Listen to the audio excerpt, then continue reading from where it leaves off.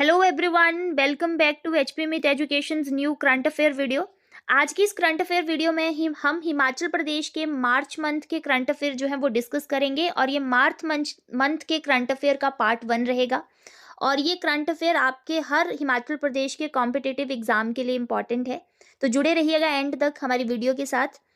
हमारा first current affair है March month का। मेरे शहर के सौरतन योजना किस राज्य के द्वारा जो है वो हाल ही में शुरू की गई है? योजना का नाम है मेरे शहर के 100 रतन।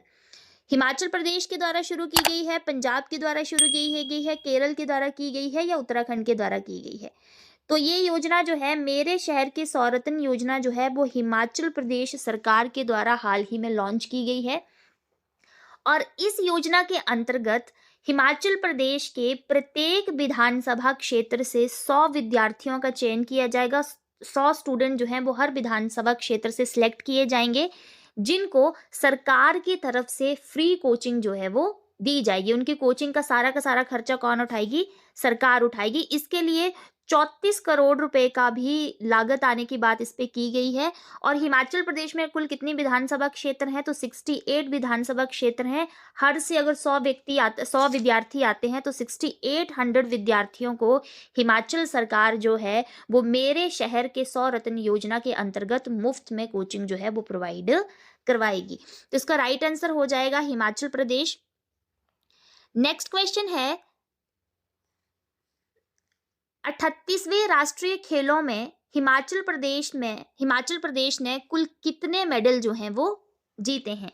तो हाल ही में जो नेशनल गेम्स हैं वो उत्तराखंड में आयोजित करवाई गई हैं। 38वें नंबर की राष्ट्रीय खेलें जो हैं वो उत्तराखंड में आयोजित करवाई गई हैं और इसमें हिमाचल प्रदेश के खिलाड़ियों के द्वारा 15 मेडल जो है वो पूरे के पूरे इसमें हासिल किए गए हैं।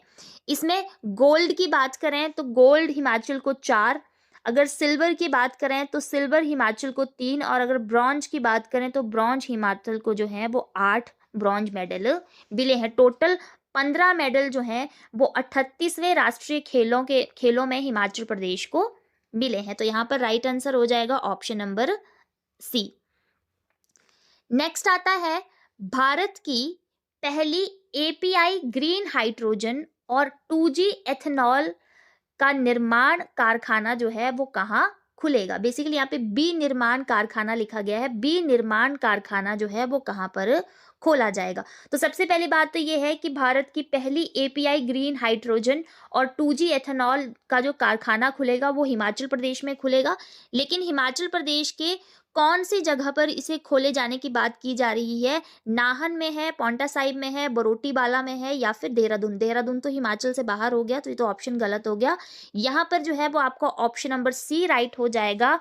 हिमाचल प्रदेश के बरोटीवाला, बद्दी बरोटीवाला नालागढ़ जगह पर जो है ये भारत की पहली एपीआई ग्रीन हाइड्रोजन और 2G एथेनॉल बी निर्माण कारखाना जो है वो खोले जाने की बात जो है वो की गई है। साथ ही साथ इसके लिए जो है वो 1400 करोड़ का बजट जो है वो निर्धारित किया गया है। बजट भी आपने याद रखना है। आपसे इस तरह से भी क्वेश्चन बन सकता है कि भारत की पहली एपीआई ग्रीन हाइड्रोजन और 2G एथेनॉल फैक्ट्री या फिर कारखाना जो कि बद्दी बरोटीवाला नालागढ़ में खोला जाएगा, इसके लिए कितना खर्च जो है वो आएगा? तो 1400 करोड़ रुपए का खर्च जो है वो इसमें आएगा। तो ऑप्शन सी यहाँ पे राइट हो जाएगा। नेक्स्ट क्वेश्चन है, 2024 में असर रिपोर्ट के अनुसार कक्षा 8 तक के बच्चों का पढ़ाई के स्तर में हिमाचल प्रदेश का देश भर में कौन सा स्थान रहा है? आपको पता है हाल फिलहाल में असर रिपोर्ट जो है वो पेश की गई है। असर रिपोर्ट होती है annual status of education report, जो कि पूरे साल भर के एजुकेशन का स्टेटस बताती है कि किसी राज्य के बच्चों का किस तरह से लर्निंग लेवल कैसा है, एजुकेशन लेवल कैसा है। इसी तरह से इस रिपोर्ट के अंतर्गत एक और इम्पॉर्टेंट कैटेगरी रहती है कि कक्षा 8 तक के विद्यार्थियों के पढ़ाई का स्तर जो है वो किस राज्य का सबसे अच्छा है। तो इसमें हिमाचल प्रदेश को जो है first, second, third, fourth rank में से जो है वो हिमाचल प्रदेश को थर्ड रैंक इसके साथ मिला है। और हिमाचल प्रदेश के 8वीं तक के बच्चों को जो पढ़ाई के लेवल के लिए परसेंटेज मिला है वो मिला है 84.2%। अगर बात करें कि इसमें फर्स्ट नंबर पे कौन रहा है, तो फर्स्ट नंबर पे इस पे रहा है मिजोरम। मिजोरम राज्य इसमें फर्स्ट रहा है, उनके 8वीं तक के बच्चों का पढ़ाई का स्तर जो है वो सबसे अच्छा है। सेकंड नंबर पर यहाँ पे रहा है केरल और थर्ड नंबर पर यहाँ पे रहा है हिमाचल प्रदेश। तो ये भी आपने तीनों के तीनों फर्स्ट सेकंड थर्ड यहाँ पे याद रखने हैं। इसके अलावा असर रिपोर्ट में और भी बहुत सी चीज़ों के बारे में बात की गई है, जैसे कि डिजिटल कहाँ तक बच्चे डिजिटली जो है वो कौन से लेवल तक पढ़ पा रहे हैं, इन सब चीज़ों के बारे में बात की गई है। लाइब्रेरी कितने बच्चों तक पहुँच पा रही है, कितने बच्चों तक नहीं है, कितने बच्चों के पास बुक्स है, इन सब के बारे में भी यहाँ पर जो है असर रिपोर्ट में जो है वो डाटा, एक रिपोर्ट बनाई गई है डाटा के बेस पे। तो यहाँ पर जो है इस क्वेश्चन का जो है आपका राइट आंसर हो जाएगा ऑप्शन नंबर 3। नेक्स्ट क्वेश्चन है, मातृशक्ति बीमा योजना का लाभ 2023-24 में कितने हिमाचल के लोगों को मिला? तो सबसे पहले तो मातृशक्ति बीमा योजना, तो ये कहीं मातृशक्ति या फिर महिलाओं के लिए एक योजना है। सबसे पहली बार इसमें महिलाओं को ही कहीं ना कहीं वित्तीय सहायता प्रदान करने की बात जो है वो की गई है। तो मातृशक्ति बीमा योजना के अंतर्गत 2023-24 में कितनी हिमाचली महिलाओं को जो है वो इससे लाभ मिला है? 64 है, 70 है, 75 है, ये 80 है। तो यहाँ पर जो है वो आपका ऑप्शन नंबर ए राइट हो जाएगा। हिमाचल प्रदेश की 64 महिलाओं को जो है वो मातृशक्ति बीमा योजना के अंतर्गत 2023-24 में लाभ मिला है। अब ये मातृशक्ति बीमा योजना के अंतर्गत कौन कौन सी महिलाएं आएंगी या किस आयु सीमा की महिलाएं आएंगी? तो 10 साल से लेकर के 75 साल की आयु तक की महिलाओं को जो है वो इस मातृशक्ति बीमा योजना के अंतर्गत रखा गया है। ऐसी महिलाएं जिनके हस्बैंड की डेथ हो जाती है या फिर वो डिसेबल हो जाती हैं, उनकी एक बाजू टूट जाती है या फिर वो फुली डिसेबल हो जाती हैं, तो ऐसी महिलाओं को कुछ धनराशि देने की बात जो है वो उस योजना के अंतर्गत की गई है। और 2023-24 में कुल 64 महिलाओं को जो है वो इस योजना के अंतर्गत लाभ मिला है और इन महिलाओं के ऊपर 1.26 करोड़ रुपया जो है वो 2023-24 में हिमाचल सरकार के द्वारा जो है वो खर्च किया गया है। तो यहाँ का ऑप्शन हो जाएगा option number A right, 64। Next question है, हिमाचल प्रदेश के पहले डीजीपी जिनका हाल ही में निधन हो गया वह हिमाचल प्रदेश के किस जिले से संबंध रखते हैं? कुल्लू से हैं, सिरमौर से हैं, लाहौल स्पीति से हैं या फिर किन्नौर से हैं? तो हिमाचल प्रदेश के पहले डीजीपी जो हैं वो हिमाचल प्रदेश के किन्नौर जिले से संबंध रखते हैं। उनका नाम है IB नेगी जी। हिमाचल प्रदेश के किन्नौर जिले से संबंध रखते हैं। हाल ही में इनका निधन हो गया है और 1986 में जो है ये हिमाचल प्रदेश के डीजीपी बने थे। डीजीपी यानी कि डायरेक्टर जनरल ऑफ पुलिस। तो 1986 में ये हिमाचल प्रदेश के डीजीपी बने थे जिनका हाल ही में जो है वो निधन हो गया है, IB नेगी जी। और ये किन्नौर जिला हिमाचल प्रदेश के किन्नौर जिले से संबंध रखते हैं। नेक्स्ट क्वेश्चन है, हाल ही में हिमाचल प्रदेश में से किसे राष्ट्रीय युवा पुरस्कार के लिए चयनित किया गया है? तो नेशनल यूथ अवार्ड के लिए रिसेंटली हिमाचल प्रदेश से किसे सिलेक्ट किया गया है? सुरेंद्र शर्मा है, विपिन ठाकुर है, अनुराग ठाकुर है या फिर राज कुमार हैं? तो यहाँ पर जो है वो ऑप्शन डी आपका राइट हो जाएगा।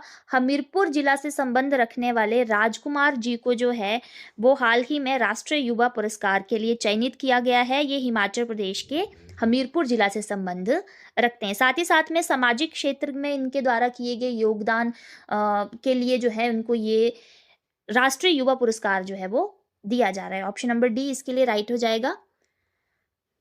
नेक्स्ट क्वेश्चन है, हाल ही में किस राज्य के द्वारा नौकरियों के लिए भरे जाने वाले आवेदक को सेल्फ डिक्लेरेशन माना गया है? Recently in which state the application form for jobs has been considered as self declaration? ये कौन से सरकार के द्वारा जो है, कौन से राज्य के द्वारा जो है वो किया गया है? राजस्थान, पंजाब, गुजरात या फिर उपरोक्त में से कोई नहीं? तो यहाँ पे तो ऑप्शन नंबर डी राइट हो जाएगा, उपरोक्त में से कोई नहीं, क्योंकि हिमाचल प्रदेश सरकार के द्वारा जो है हाल ही में डिसीजन लिया गया है कि जो एप्लीकेशन फॉर्म भरे जाते हैं जॉब्स के लिए उनको सेल्फ डिक्लेरेशन भी कंसीडर कर लिया जाएगा। तो यहाँ पे option number D Himachal Pradesh इसका राइट आंसर रहेगा। नेक्स्ट क्वेश्चन है, छठी एशियाई सावेट चैंपियनशिप में हिमाचल प्रदेश के किस खिलाड़ी ने रजत पदक जीता है। तो सबसे पहले तो सावेट चैंपियनशिप होती क्या है, ये एक तरह की मार्शल आर्ट प्रतियोगिता होती है, फ्रांस से रिलेटेड या ऐसा कुछ मार्शल आर्ट प्रतियोगिता होती है, जो कि एशियाई लेवल की छठी एशियाई सावेट चैंपियनशिप में हिमाचल प्रदेश की भी एक खिलाड़ी हैं जिन्हें जो है वो रजत पुरस्कार यानी कि सिल्वर मेडल मिला है। वो कौन है? रितिका शर्मा है, भावना है, विकास है या फिर रोमा है? तो ऑप्शन नंबर डी यहाँ पे राइट हो जाएगा।